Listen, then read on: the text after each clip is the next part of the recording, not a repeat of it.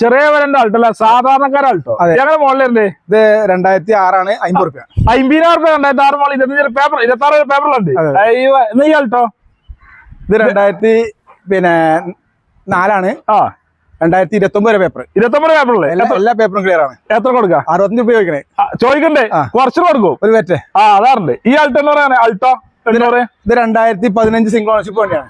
ആകെ 75,000 ഓടിയിട്ടുള്ളൂ. നമ്മൾ 2 റുപ്യ ചോദിക്കണത് ഒരു വന്നിട്ട് പരമാവധി അയച്ചു കൊടുക്കും. മാക്സിമം കുറച്ച് കൊടുക്കാം. ഒമ്നി അങ്ങനെ ഒമ്നി 2013 ആണ്. 1.35. 1,35,000 റുപ്യക്ക് ലോണേറ്റ് കൊടുക്കാം.